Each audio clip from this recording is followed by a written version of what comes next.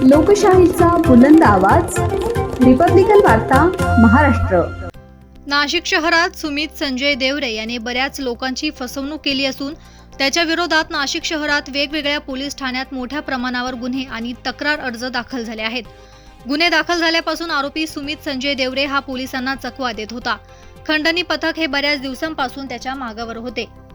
खंडणी पथकातील पोलीस अंमलदार भूषण सोनवणे, रवींद्र दिघे आणि चारुदत्त निकम यांना सराईत पाहिजे असलेला आरोपी सुमित संजय देवरे हा मुंबईवरून नाशिक येथे येणार असल्याची खात्रीशीर बातमी पोलिसांना मिळाली। त्या अनुषंगाने पथकातील अधिकारी आणि अंमलदार यांनी दिनांक 8 जुलै 2025 रोजी मुंबई नाशिक हायवे रोडवर इगतपुरी पासून ते नाशिक पर्यंत वेगवेगळ्या ठिकाणी सापळे लावण्यात आले होते। आरोपी सुमित संजय देवरे वय 30 वर्ष, राहणार अथर्व पार्क, बी विंग 404 शरदचंद्र मार्केटच्या मागे, सद्गुरुनगर नाशिक, मूळ राहणार करंजाळ, तालुका सटाणा, जिल्हा नाशिक, याच बळी मंदिर नाशिक येथे सकाळी 7 वाजता शिताफीने ताब्यात घेण्यात आले।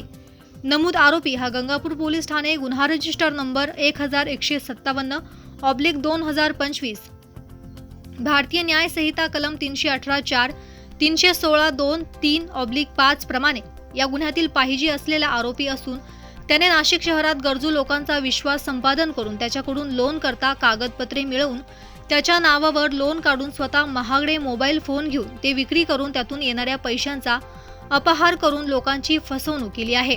याबाबत नाशिक शहरात वेगवेगळ्या पोलीस ठाण्यात मोठ्या प्रमाणात गुन्हे आणि लेखी अर्ज दाखल आहेत। आरोपीतास पुढील कारवाई कामी गंगापूर पोलीस ठाण्याच्या ताब्यात देण्यात आले असून त्याच्यावर गुन्हे दाखल आहे। नागरिकांना याद्वारे आवाहन करण्यात येते की सदर आरोपीने आपली फसवणूक केली असल्यास त्यांनी संबंधित पोलीस ठाण्यात संपर्क करावा।